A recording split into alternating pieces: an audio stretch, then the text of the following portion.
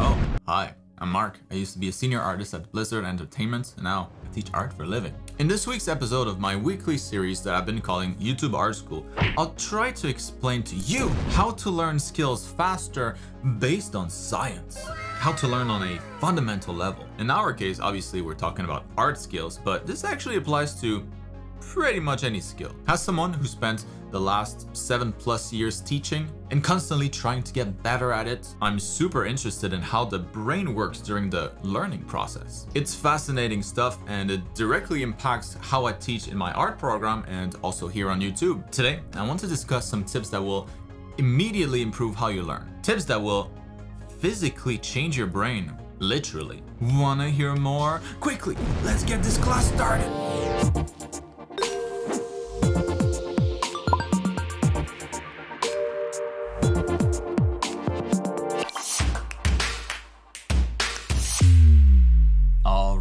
Class is in session. Pay attention. This video will be split into 3 chapters where I'll be focusing on tips inspired by neuroscience, or the science of the nervous system, including of course the brain, to help you drastically improve your learning. I think we've all felt stuck or frustrated at some point with our progress learning art, or anything else for that matter. Asking questions like, why can't I get my bum down on a chair and focus on my art when it's something that I love and want to do in the future? Or why does everyone seem to be improving much faster? Are they cheating? Or am I too old to learn? Am I doomed from the start because of my age? Or why do I get anxious just thinking about doing art? Why do I procrastinate so much? I think it's one of the most important videos I've made to date. Big brain stuff. Before the tips though, let's quickly go over exactly how the brain learns anything. The rest will make a lot more sense if we have a baseline understanding of the learning process. Introduction. The learning process. Learning anything requires your brain to physically change. What? The brain is made out of a bajillion neurons, the cells of the brain. To orchestrate everything that happens in your body, communication is key. Communication between your neurons. Neurons communicate between themselves, but they can't talk, so instead, they use their little arms, called the synapses, to pass along information to the next. If they only have 2 arms and they need to be exchanging information with 3 neurons, then they can just magically grow a 3rd arm. No problem. Wait, so when they can't grow any more arms, you stop learning? Yes, if there was a limit. But neurons are awesome, and they can always grow more arms, so you can always learn more. You can't run out of space like a computer. Wow. Now, what sucks is that the bond between neurons, the strength their little synapse arms are holding each other with, is super weak at first. They can pass along some information, but think of those arms as little scrawny arms with no strength. Unless these arms get a workout, they'll eventually let go of each other. And if they let go, you've just forgotten what you learned before. They can't exchange information anymore. Ah, man. So how do you make sure they don't let go? How do you make sure you retain the information you learn? How do you work out these little synapse arms and make that bond between them strong and durable? You gotta put in those reps, bruh.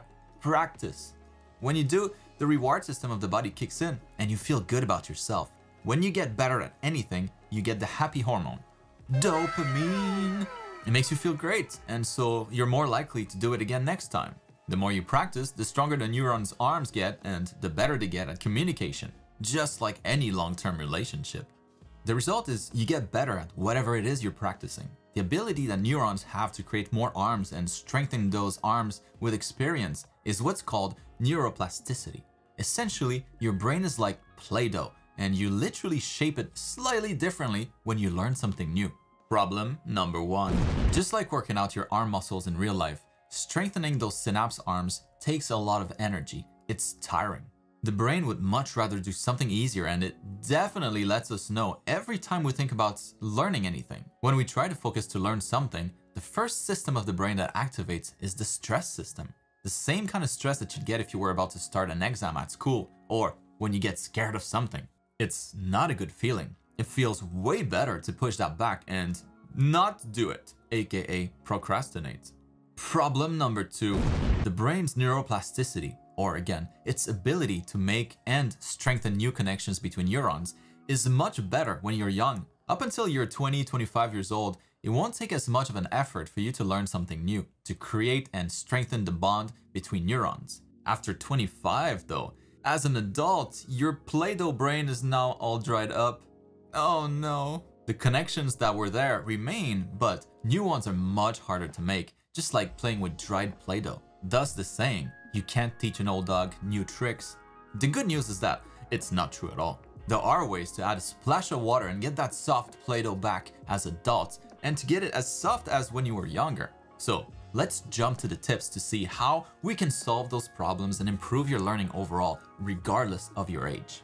Chapter 1. The power of focus plus urgency.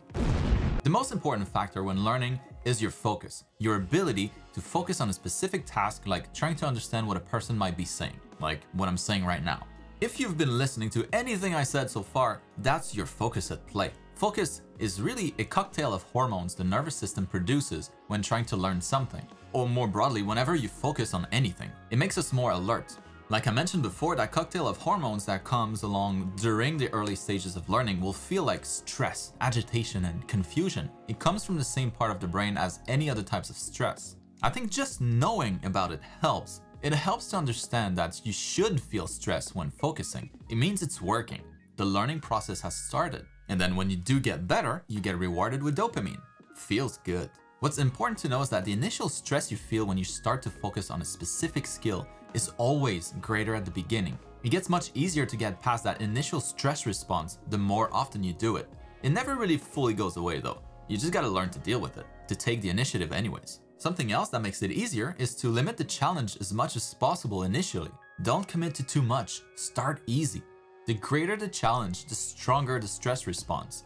If you overwhelm yourself right from the start, it'll take much longer before the reward system is able to kick in, and then you're left with more stress and little reward. You give up. You tap out. Think of it this way. The difference between your level of stress and your level of reward is how much you can focus. If the stress hormones get too high relative to your reward hormone, you quit. That's why it's so important to have a good teacher. That's why I'm always trying to improve. If you learn a lot quickly, your reward hormone always gets higher and you can focus longer, thus improving faster over time. Your focus is kind of like your fuel to keep going.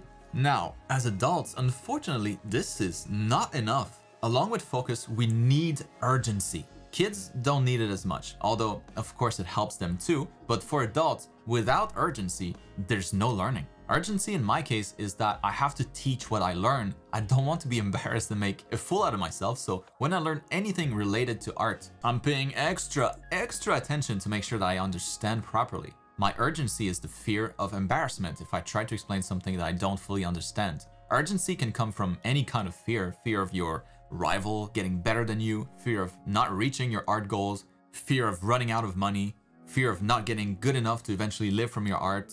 Whatever it is, urgency doesn't have to come from fear either. It can come from love too. If you're obsessed with learning art, if you can't stop drawing like some people do, that works too. In any case, to learn and retain information, you need focus and urgency, especially as an adult. Chapter 2. Focus is limited, don't waste it. Like mentioned in the previous chapter, the focus you have will be the difference between your reward hormone and your stress hormones. That difference is different for everyone. It will also be different for you depending on what you're trying to learn. If you're passionate about something, you'll have more focus to play with. Now, since we're talking about hormones here, the nervous system can only produce a certain amount each day. It's definitely not infinite. So then it begs the question, what exactly uses focus throughout your day?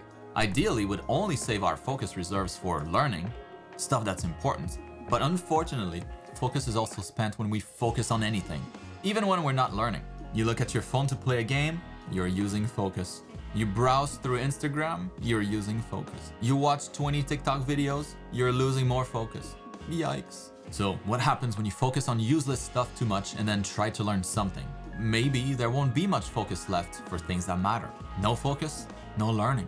There are tricks to gain more focus during the day though. So here it is. After you've been focusing on learning something, instead of taking a break looking at your phone or browsing YouTube, therefore losing even more focus and kind of defying the purpose of the break in the first place, defocus. Look at something far away, not one specific thing. The horizon, if you can see it.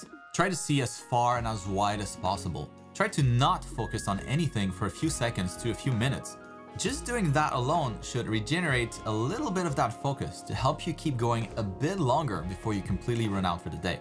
Another trick is to reframe your approach to learning. Instead of looking at the big picture and thinking about everything that you still have to accomplish to reach your big goals and increase your stress response as a result, try to flip that around and remind yourself of everything that you've accomplished today. All the smaller goals that you might have accomplished or made solid progress towards. However small the progress was, if you can identify that progress, the improvement, that's enough to give a boost to your reward system and slightly increase the amount of focus that you have in the tank for the day, increasing the buffer between the stress and the reward hormone, and allowing you to keep focusing longer. Remember, if you can focus longer, you progress faster, you learn more. So essentially, try slicing your big goals into many smaller goals that are easier to reach with practice. Those tricks can really help extend your focus, but focus is still limited, so don't waste it. Chapter 3. Sleep on it. This last chapter will be much quicker, but first I need to add to what I discussed in the introduction. It's an incredibly important factor in learning, so here it is. During the day, you don't actually learn anything. Instead, everything is stored in your short-term memory, awaiting processing by the brain. You learn at night, during deep sleep.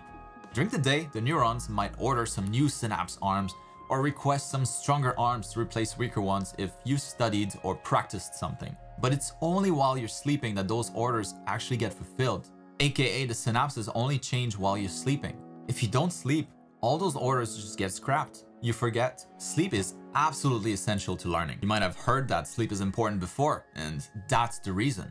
If you had an amazing day of studying, were able to focus a lot throughout the day and get a lot of practice in, all that goes to waste if you don't sleep well. It's just like working out really hard at the gym and then not eating anything to feed your muscles. Synapses are marked for change during the day and actually change during deep sleep. So here's the last tip. Learn something today, sleep on it, or lose it. If you don't get enough sleep, someone who focuses as much as you, yet gets a lot more sleep will always progress a lot faster. Don't let that happen. Don't waste your efforts. And that's it for today's class. If you focused on anything I talked about in the video today, you physically changed your brain. Congratulations. You've ordered more or better synapses to improve communication between your brain cells. And hopefully you had enough focus to get most of the information out of the video. Now, to make sure that you remember all that stuff tomorrow, sleep well tonight. Okay, bye.